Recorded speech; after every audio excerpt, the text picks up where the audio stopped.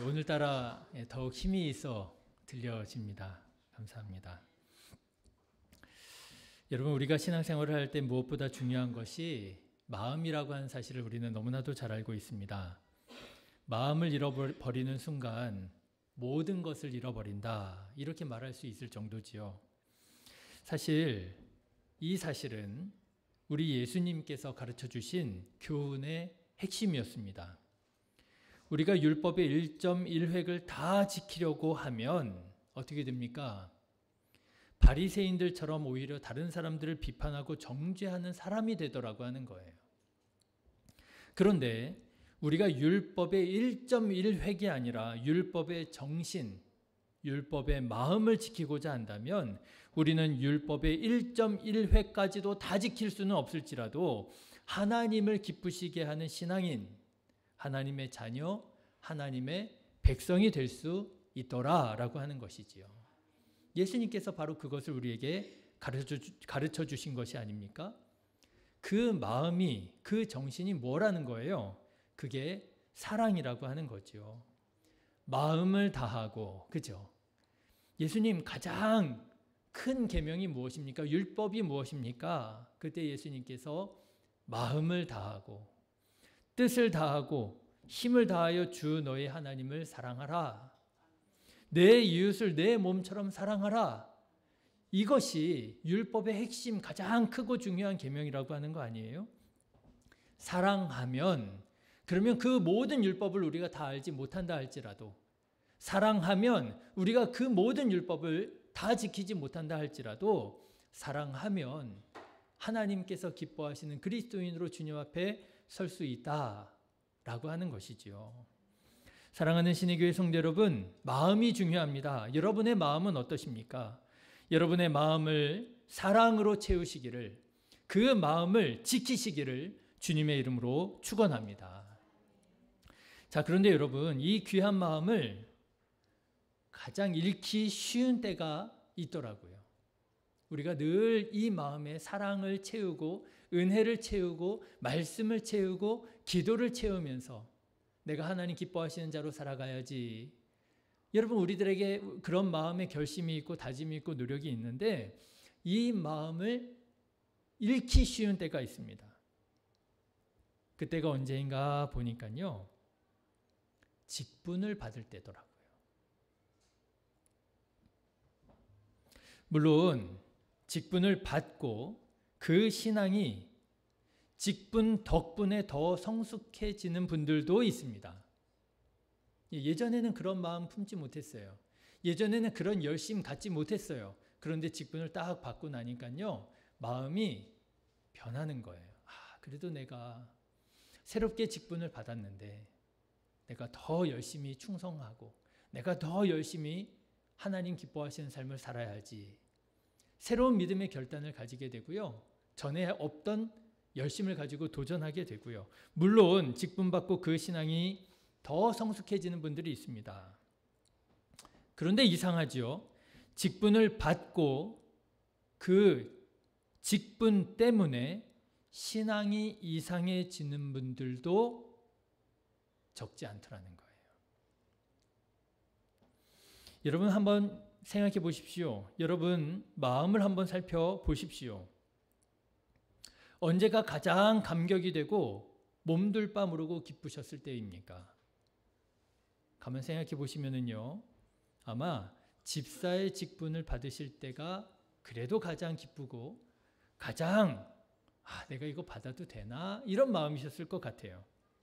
사실 돌아보면 그때는 참 멋모르고 직분을 받았던 것 같아요. 그렇죠? 교회를 다닌 지도 불과 수년밖에 되지도 않았고, 그때는 내가 성경에 대해서 그렇게 성경 말씀 오늘 본문 몇 장 몇 절입니다 하면 막 때로는 진땀 날 때도 있잖아요. 찾는데 안 찾아져요. 에스라 어디 있는 거야? 성경 설교 본문 말씀도 제대로 찾지 못하는 중에, 교회가 뭔지 아직도 잘 익숙하지 않은 중에, 그런 중에 집사의 직분을 받게 되고 그런 경우가 있다 보니 마음에 설레임도 있고요. 마음에 부담도 있고요. 마음에 기쁨도 있고요. 순수한 기쁨이 있더라고 하는 것이죠. 그런데 여러분, 권사의 직분을 받으실 때는 어떠셨습니까? 집사의 직분을 받을 때와는 많이 다르셨죠? 이제는 알 만큼 알아요. 교회가 어떤 곳인지, 성도들, 그리스도인이 어떤 사람들인지, 목회자가 어떤 존재인지 예전처럼 그렇게 순진하게 생각하지는 않아요. 산전수전 다 겪었죠. 그래서 물론 권사의 직분을 받을 때 감사로 받기도 하지만 한편으로는 마음에 큰 짐처럼 받기도 하고요. 그러면서도 그 마음에 순수한 기쁨 이런 거는 조금 덜한 것 같은 그런 느낌이셨을 거라는 거죠. 오늘 예배 끝나고 권사님들은 서로 느낌을 한번 좀 나눠보십시오. 권사님은 권사 직분 받을 때 느낌이 어땠어요? 한번 나눠보세요. 나는 이랬어요. 우리 집사님들은요, 권사님들께 한번 여쭤보세요. 권사님, 정말 목사님 말씀하신 것처럼 그랬어요? 느낌이 그런 느낌이셨나요? 한번 물어보십시오. 우리 성도님들은 집사님들께 한번 여쭤보세요. 집사님, 집사의 직분을 받으실 때 마음이 어떠셨어요? 자, 그런데 여러분, 장로의 직분은 이게 또 완전히 다른 차원의 문제입니다. 이제는 알 만큼 아는 정도가 아니지요. 어쩌면 내가 제일 잘하는 것 같은 마음이 들더라고 하는 거지요. 그래서 그런가요? 장로의 직분이 귀한 것은 알지만 그렇다고 딱히 그렇게 감사하거나 감격스럽거나 하지만은 않더라고 하는 거예요. 마음 한편으로는 내가 장로의 직분을 받을 자격이 충분하다고 생각을 하는 거거든요. 그래서 여러분 큰 교회들 보면은요, 이 연말에 새로 장로님 안수를 할 때 장로 직분 두고 선거도 하고요. 교회 안에서.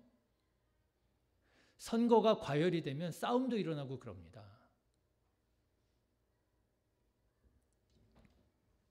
들은 얘기인데 주일 예배를 4,000명 드리는 큰 교회가 있답니다.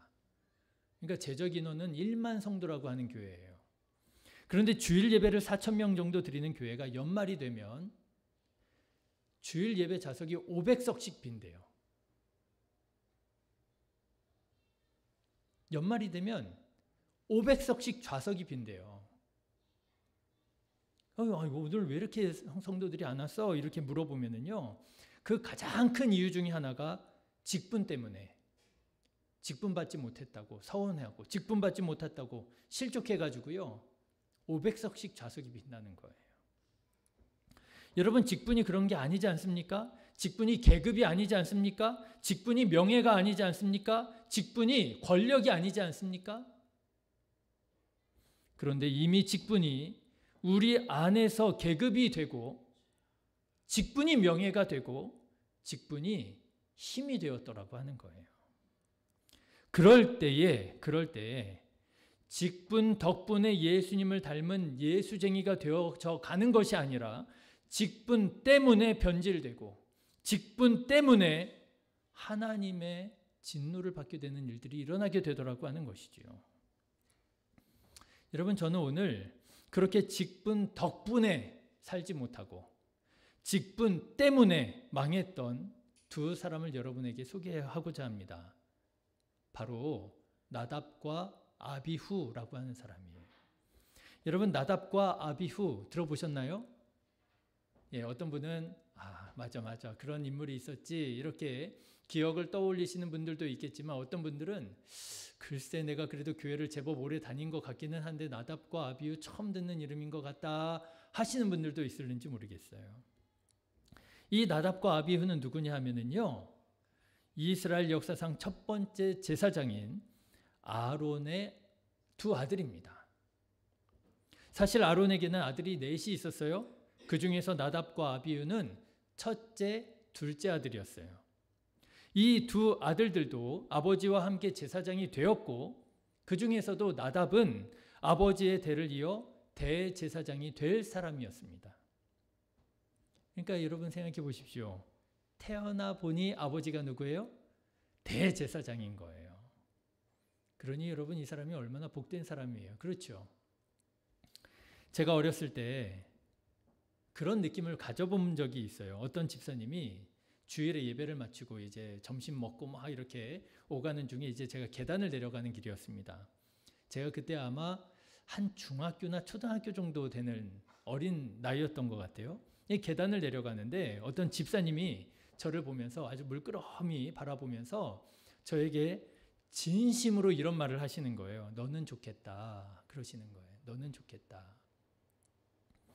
아버지가 목사님이시니 얼마나 좋으니, 얼마나 복되니. 나는 목사님의 축복 기도를 1년에 한 번 받을까 말까 하는데. 그렇잖아요. 예전에는 그랬잖아요. 송구영신 예배 드리면 이제 집에 가기 전에, 송구영신 예배 마치고 집에 가기 전에 목사님의 축도 기도를 가정별로 이렇게 다 받고 갔잖아요. 그거 끝나면 막 새벽 4시도 돼 있고 그랬단 말이죠. 어떻게 보면은 그 목사님의 안수기도, 축복기도 그거 1년에 한 번 받는 그 자리가 너무 귀해서 새벽을 꼴딱 새는 거예요. 그러고도 기다려서 새벽 4시에, 새벽 3시에 그 기도 받고 가느라고 말이죠. 근데 그 집사님이 그렇게 말씀을 하시는 거예요. 나는 목사님 안수기도, 축복기도 한 번 받는 게 1년에 한 번 받을까 말까 하는데 너는 좋겠다. 너는 목사님이, 아버지가 맨날 기도해 주시지 않겠냐. 그때는요, 금수저 이런 말 없었습니다. 그런 개념 없었습니다. 그런데 지금 생각해 보니 제가 그런 느낌을 조금 받았던 것 같아요. 아, 내가 신앙적으로는 금수저구나. 뭔가 내가 엄청난 혜택을 받는 것 같고요. 기분이 으쓱해지고요. 그러더라고요. 나답과 아비후가 그런 사람이었던 거예요. 태어나 보니까 삼촌이 누구예요? 모세, 이스라엘의 지도자. 태어나 보니 아버지가 누구예요? 아론, 대제사장. 금수저지요. 자, 그런데 여러분, 목사 자녀만 그렇습니까? 아니죠. 사실 하나님을 믿는 우리 모든 그리스도인들이 다 금수저인 줄로 믿습니다. 왜 그래요? 천지를 창조하신 하나님께서 우리 아버지 되어주셨잖아요. 하나님의 아들이잖아요. 하나님의 딸이잖아요. 우리가 모두가 금수저인 거잖아요. 그런데요, 그리스도인들마저도 하늘에 계신 하늘 아버지를 생각하지 못하고 육신의 아버지만 가지고 나는 금수저니 나는 흙수저니 이러면서 살더라고 하는 거죠. 여러분, 금수저인 줄을 믿으시기를 축원합니다. 예, 나 흙수저야. 우리 아빠는 돈도 없고 불평 원망할 것 같으면요 끝도 없어요. 자, 어쨌든 나답과 아비후는 신앙의 가정에서 태어났습니다. 그것도 이스라엘의 지도자 모세의 조카로 태어났습니다. 이스라엘의 대제사장 아론의 아들로 태어났습니다. 얼마나 복된 사람들이었습니까? 얼마나 복된 출신이었습니까? 그런데 이렇게 복된 가정에서 태어난 나답과 아비후가 어떤 사람들이었느냐? 이 사람들은요, 하나님의 심판을 받아 목숨을 잃은 사람들로 유명한 사람들이에요. 이 사람들이 뭘 잘해가지고 하나님께 칭찬을 받은 그런 기억 없습니다. 이 사람들이 믿는 그리스도인들에게 기억되어지는 한 가지 사건, 한 가지 이유는 뭐냐 하면 하나님의 심판받아 죽은 사람들이라는 거예요. 레위기 16장에 보면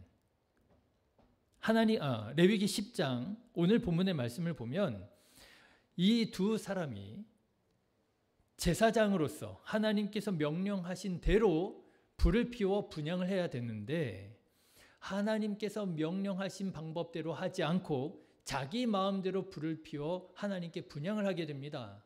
여러분 1절과 2절 말씀 한번 보실래요? 레위기 10장 1절 2절 같이 읽겠습니다. 아론의 아들 나답과 아비후가 각기 향로를 가져다가 여호와께서 명령하시지 아니하신 다른 불을 담아 여호와 앞에 분향하였더니 불이 여호와 앞에 나와 그들을 삼키매 그들이 여호와 앞에서 죽은지라. 여러분 생각해 보십시오. 얼마나 끔찍한 일입니까? 금수저로 태어났습니다. 제사장이 되었습니다. 하나님을 가장 가까운 자리에서 섬기는 사람들이에요. 그러면 하나님께 그 누구보다도 복을 받아야 될 사람들이잖아요. 그런데 복을 받기는커녕 하나님의 심판과 저주를 받아 목숨을 잃게 되었다라고 하는 거예요. 안타까운 일이지요. 스캔들이지요. 하나님께서는 이 안타까운 일을 두고 뭐라고 말씀하시느냐? 오늘 3절 이렇게 말씀하십니다. 나는 나를 가까이 하는 자 중에서 내 거룩함을 나타내리라. 나를 가까이 하는 자 중에서 내 거룩함을 나타내리라. 여러분, 아론이 이 말을, 하나님의 이 말씀을 들을 때요, 마음이 아마 찢어졌을 것입니다. 얼마나 마음이 아팠겠어요. 사랑하는 두 아들이 하나님을 예배하는 중에 목숨을 잃었으니. 자, 그런데 여러분, 사실 이 두 사람, 나답과 아비후가 본래 이렇게 죽을 사람이 아니었다라고 하는 거 아십니까? 이 두 사람이 이렇게 허망하게, 이렇게 비참하게 죽을 사람들이 아니었어요. 이 사람들이 본래 어떤 사람들이었느냐? 이 사람들은 하나님의 심판을 받기는커녕 하나님의 복을 받아 마땅한 사람들이었고요. 실제로 하나님의 엄청난 복을 받은 사람들이었어요. 여러분, 출애굽기 24장의 말씀을 한번 보십시오.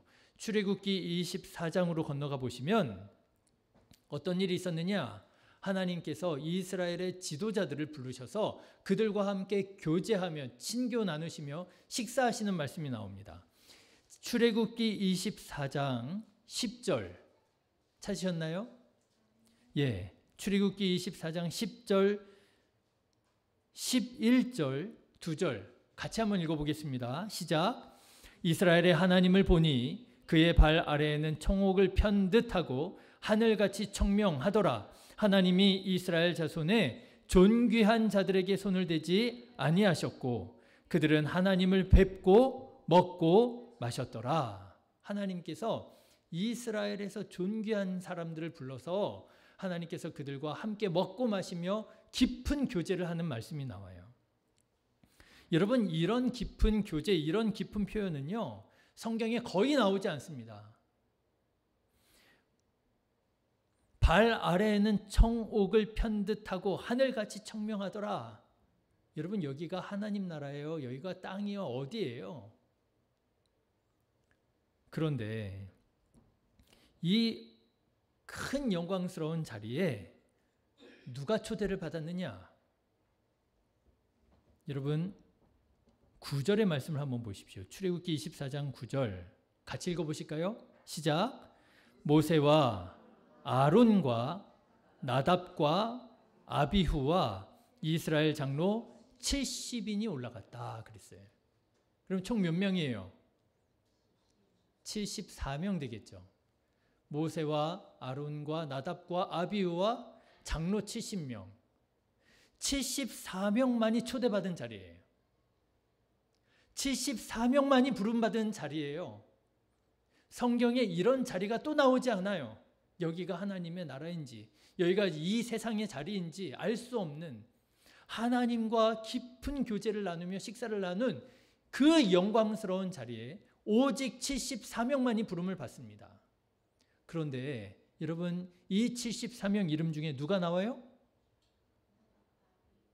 여러분, 이름을 기억해 두십시오. 나답과 아비후가 나와요. 이렇게 말씀드릴 수 있을까요? 나답과 아비후의 급이 어느 정도 되는 급인 줄 아세요? 모세 아론급이에요. 아, 그거는 좀 지나친가요? 장로 70명급이에요. 아니, 모세는 지도자니까 그렇다 치고요. 아론은 제사장이니까 그렇다 치고요. 70명의 장로는 장로들이니까 그렇다 치고요. 그럼 나답과 아비후는 도대체 뭐냐는 거예요. 여러분 그거 아십니까? 이 나답과 아비후는 이때 당시에 대제사장도 아니었어요. 제사장의 기름 부음 받은 때가 아닙니다. 그런데도 그 귀한 자리에 부르심을 받았던 사람들이에요. 어떤 사람인지 아시겠지요? 급이 다른 사람이에요. 신실한 사람입니다. 하나님께서 보실 때 기뻐하시고 인정할 만한 사람들이었던 거예요. 그런데 이 귀하고 영광스러운 자리에 초대받았던, 부르심을 받았던 나답과 아비후가 어쩌다가 하나님의 심판을 받아 목숨을 잃어 유명하게 된 사람이 되었느냐라고 하는 거예요. 이상하지 않으세요? 정말 저기 위에 있었던 나답과 아비후가 급전직하해가지고요, 저기 밑에 아주 오명을 뒤집어 쓰게 된 사람이 되온 거예요. 도대체 왜요? 무슨 일이 있었길래요? 성경은 그 자세한 이유를 가르쳐 주지 않습니다. 도대체 그 영광스러운 자리에서 이 끔찍한 심판 사이에 무슨 일이 있었는지, 왜 나답과 아비후가 그렇게 하나님께서 명령하시지 않은 다른 불로 하나님께 분향을 하게 되었는지 정확하게 얘기해 주지 않습니다. 그런데 저는 이 두 사건, 창세기 24장에 하나님께서 부르신 74명 가운데 나답과 아비후가 부름을 받았던 이 사건과 레위기 10장 다른 불로 분향하여 심판을 받아 목숨을 잃는 이 사건 사이에 한 사건에 주목하게 됩니다. 바로 출애굽기 28장에 있는 제사장 임명식이에요. 여러분 출애굽기 28장 1절 말씀 한번 보실래요? 출애굽기 28장 1절 같이 한번 읽어보시겠습니다. 너는 이스라엘 자손 중 내 형 아론과 그의 아들들 곧 아론과 아론의 아들들 나답과 아비후와 엘르아살과 이다마를 그와 함께 내게로 나오게 하여 나를 섬기는 제사장 직분을 행하게 하라 그럽니다. 제사장 직분을 행하게 하라. 무슨 말이에요? 제사장 직분을 받게 된 거예요. 지금까지는 뭐였어요? 제사장의 아들들이었어요. 그런데 28장에 이르러서 비로소 제사장 직분을 받게 됩니다. 그리고 나서 무슨 일이 일어났다는 거예요? 레위기 10장에 이 끔찍한 심판이 일어나게 되었다는 거예요. 직분을 받고 나답과 아비후가 이상해진 거예요. 물론 나답과 아비후가 직분 때문에만 이렇게 변하게 되었다고는 단언할 수는 없을 것입니다. 그러나 성경을 보니까 이렇게 나답과 아비후처럼 직분을 받고 이상해진 사람들이 더러더러 많이 있더라는 거예요. 직분 덕분에 그 신앙이 좋아지는 게 아니고요. 직분 때문에 그 신앙이 이상해지는 사람이 더러더러 많이 있어요. 이스라엘의 첫 번째 왕이었던 사울, 얼마나 괜찮은 사람이었습니까? 얼마나 겸손한 사람이었습니까? 얼마나 능력 있는 사람이었습니까?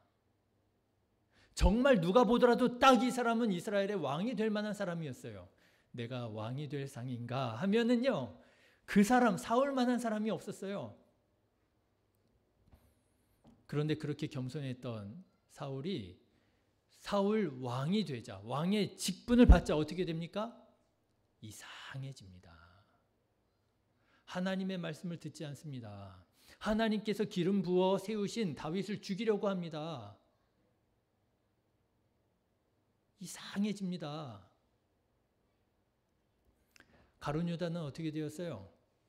가룟 유다는 인류 역사상 단 12명밖에 없는 예수님의 제자로 부르심을 받은 영광스러운 직분을 받은 자였어요.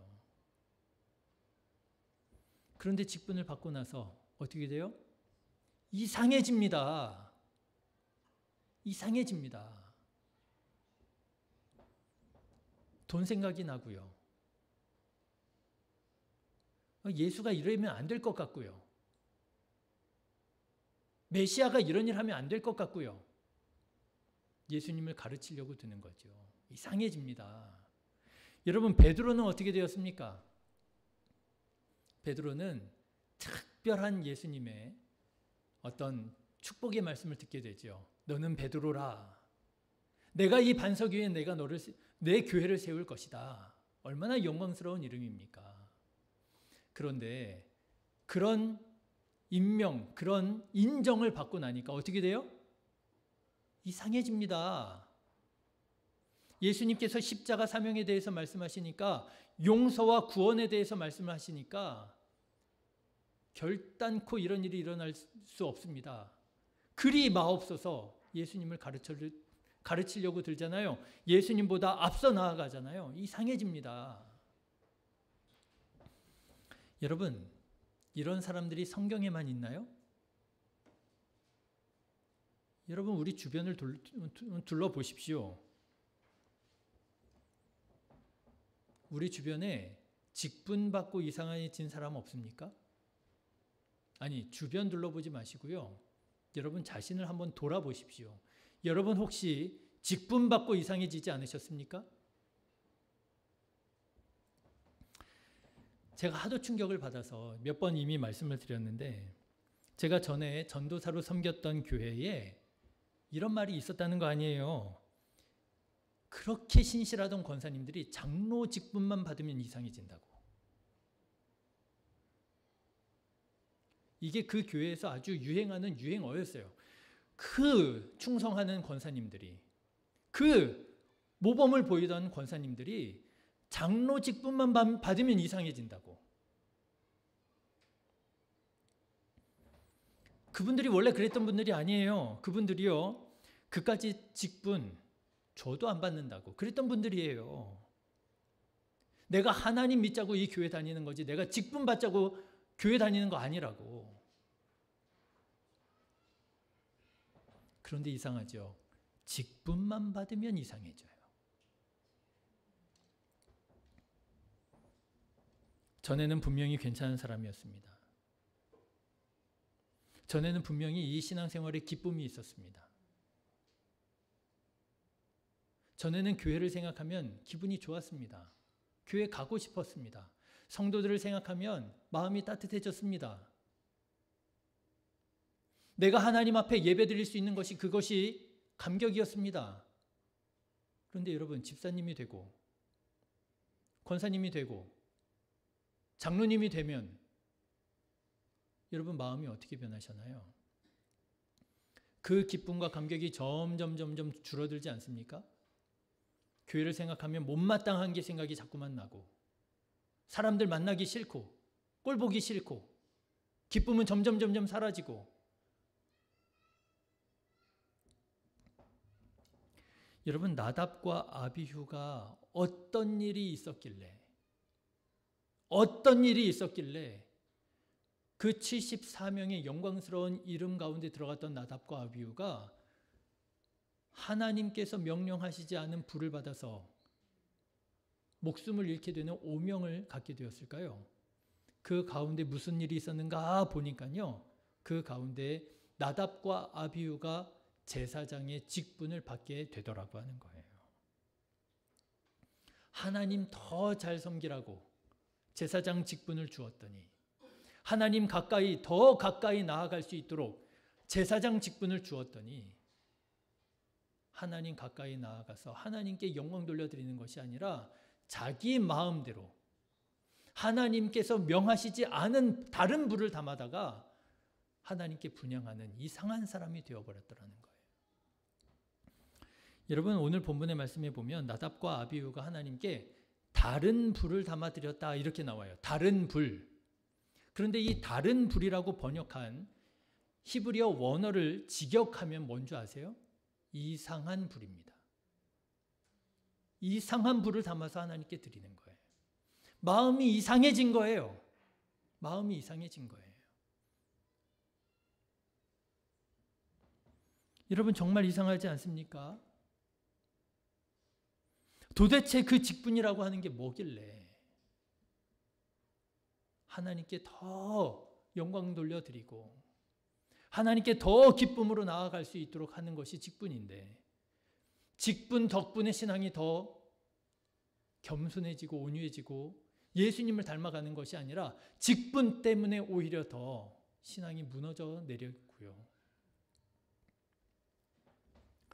그래서요, 왜 그런가 생각을 해봤어요. 근데 제 생각은 그렇습니다. 직분을 잘못 받으면 마음을 잃더라고요. 말씀드렸잖아요. 예수님께서 가르치신 교훈의 핵심이 뭐라고요? 마음이라고요. 그런데 직분을 잘못 받으면 마음을 잃더라고요. 직분 때문에 오히려 기쁨과 감사와 자원하는 마음이 점점 사라지고요. 껍데기만 남더라고요. 사람들이 나를 어떻게 보느냐, 이게 그렇게 중요해요. 내가 그래도 집사인데, 그래도 내가 권사인데, 그래도 내가 장로인데 사람들이 나를 어떻게 보느냐. 마음이 사라져요. 껍데기, 체면, 위신 이런 것만 자꾸 남아요. 그래서 사람들의 말 한마디 한마디에 예민해지는 거예요. 아, 그래도 집사님이, 그래도 권사님이, 내가 그래도 장로고. 전에 없던 시기하는 마음, 비교하는 마음을 품게 되더라는 거예요. 여러분 교회 처음 나오셨을 때 시기하는 마음, 질투하는 마음 있으셨어요? 그런데 여러분 신앙생활 하면서 여러분 직분을 받다 보니, 집사가 되어다 보니, 권사가 되다 보니, 장로가 되다 보니 전에는 생각지도 못하고 전에는 정말 느껴본 적도 없는 시기하는 마음이 생기지 않나요? 그래도 저 권사님은 이렇게 하는데 나도 이렇게 해야 되는 거 아니야? 비교하는 마음 생기지 않습니까?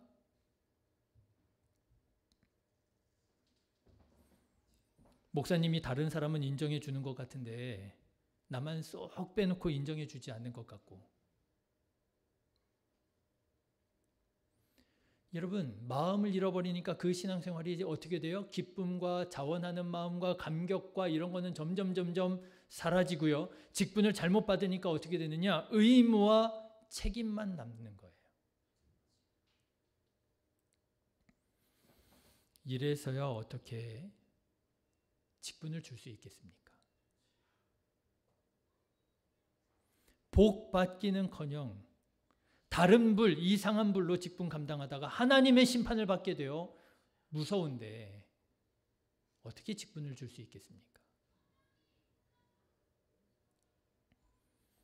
한 유명한 목사님이 계셔요. 감리교회 목사님인데 이것도 꽤 오래전 얘기입니다. 그런데 이제 그 목사님이 아주 어렵게 정말 예수님의 마음을 품고 목회를 열심히 하시는 중에 큰 교회에서 청빙이 들어왔어요. 우리 교회 와서 목회를 좀 해주십시오. 그러니까 이 목사님이 두려운 거예요. 작은 그냥 교회라고 할 것도 아닌 그냥 몇 명 모여 있는 데에서 목회를 하다가 그냥 예수님 마음 가지고 그냥 사랑 베풀고 목회를 하다가 갑자기 큰 교회 몇백 명, 몇천 명 교회에서 우리 교회 와서 목회를 해달라니 이 목사님이 두려운 거예요. 그래서 하나님께 기도를 하는 거예요. 하나님 어떻게 하면 좋을까요? 그런데 하나님께서 주시는 감동이 있더랍니다. 그래서 그 감동으로 대답을 했대요. 불러주셔서 감사합니다. 그런데 제가 참 부족한 사람이라 교회 직분을 전부 다 내려놓으면 교회의 직분자들, 집사님, 권사님, 장로님들이 직분을 전부 다 내려놓고 평신도로 돌아가면 내가 가겠습니다. 그렇게 대답을 했대요. 어떻게 받은 직분인데, 그렇죠? 어떻게 받은 집사인데, 어떻게 받은 권사인데, 내가 20년, 30년 해가지고 내가 어떻게 받은 장로인데. 그래서 이 목사님은요, 그렇게 대답해놓고 이거는 이제 거절이라고 하는 의미로 이제 그냥 생각도 안 했다는 거예요. 그런데 나중에 그 교회에서 연락이 다시 와가지고요, 목사님 와주십시오. 우리 회의를 했고 직분자들 전부 다 직분 내려놓기로 했습니다. 그랬다는 거예요. 다 평신도. 권사님, 장로님, 집사님 다 없이고 뭐 전부가 이제 성도. 그래가지고 이 목사님이 깜짝 놀래가지고요. 이렇게 되리라고 생각지도 못했는데 해놓은 말이 있어서 이제 그 교회를 가게 됐대요.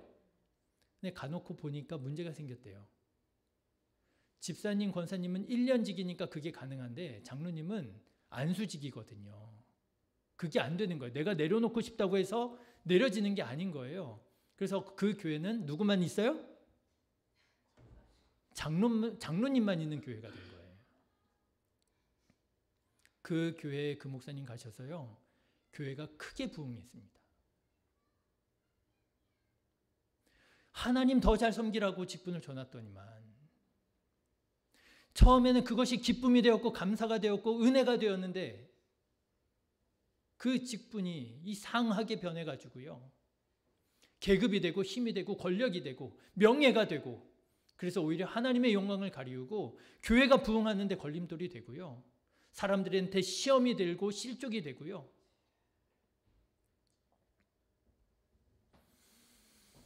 여러분, 직분 잘 받으시고 직분 잘 감당하시기를 주님의 이름으로 축원합니다. 직분 때문에 망하지 마시고요. 나답과 아비후처럼 직분 덕분에 더욱더 예수님 닮은 겸손한 그리스도인 되시기를 주님의 이름으로 축원합니다. 그랬던 사람이 있어요. 바로 사도 바울입니다.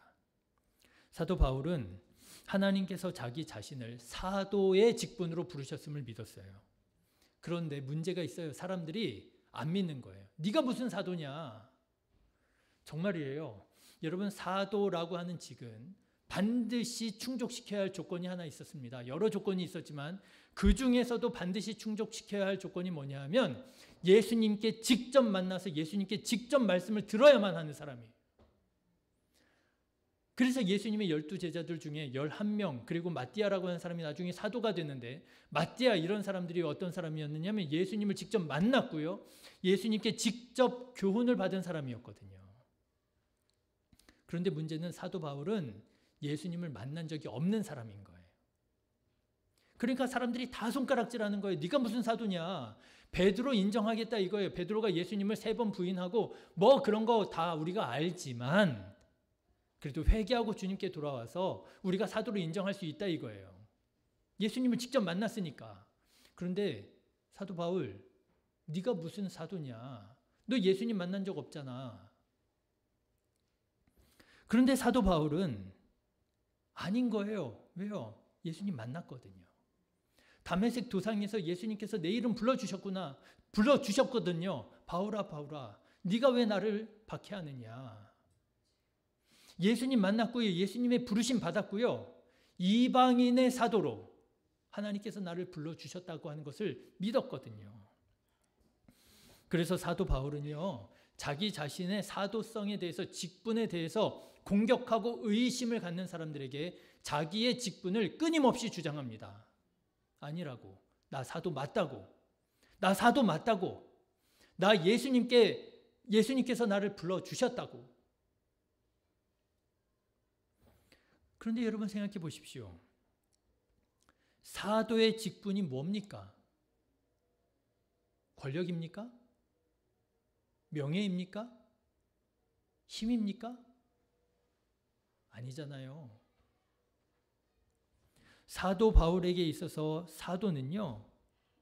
직분, 명예, 권력, 힘이 아니라 뭐예요? 사명이었던 거예요.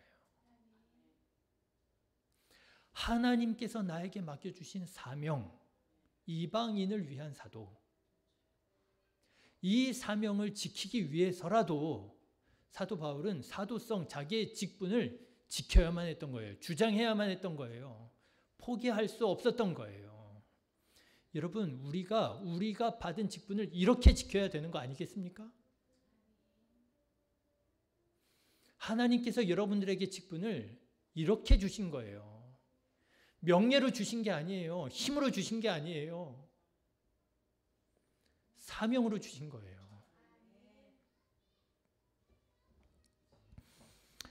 왜 신앙의 기쁨이 점점 사라지는가? 왜 신앙생활 하는데 감격이 점점 줄어드는가? 사명감을 우리가 자꾸만 잃어버리는 거 아니냐는 거예요. 마음을 잃어버리고 껍데기만 생각하고 있는 거 아니냐는 거예요.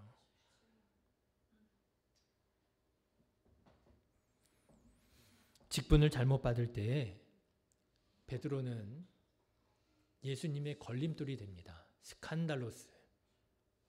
걸림돌이 됩니다. 너는 나를 넘어지게 하는 자로다. 너는 나를 넘어지게 하는 자로다. 내가 내 교회의 반석으로 너를 세웠더니만 너는 나를 넘어지게 만드는구나. 여러분, 우리가 스칸달로스가 되어서야 되겠습니까? 이 직분 때문에? 사도 바울처럼 직분을 사명으로 받으시고 여러분 사명 감당하는 자 되시기를 주님의 이름으로 축원합니다. 그러면 여러분 집사의 직분을 받으실 때 그 설레이는 마음, 이렇게 자격 없는 내가, 뭣도 모르는 내가 이런 거 받아도 되나? 겸손했던 마음, 교회를 와서 보면 뭐라도 내가 하고 싶은 마음, 교회 와서 성도들 만나면 마음의 문이 열려지고 기쁘고 감사했던 그 마음을 다시 회복할 수 있게 될 줄로 믿습니다. 올해는 이렇게 회복되어지는 주님의 아름다운 몸된 교회로 지어져가는 우리 신의 교회 되기를 간절히 기도합니다. 기도하겠습니다. 좋으신 하나님, 우리가 하나님께서 주신 이 귀한 직분을 하나님의 영광을 가리우는 자로 서지 않게 하여 주시고 하나님의 영광을 드러내고 주님 맡겨주신 사명을 더욱더 힘써 감당하는 직분으로 감당하게 하여 주시옵소서. 마음을 새롭게 하여 주시옵소서. 거룩하신 예수님의 이름으로 기도드렸습니다. 아멘. 이 시간은 봉헌 시간입니다. 찬송가 50장 1절 3절 찬양하시는 중에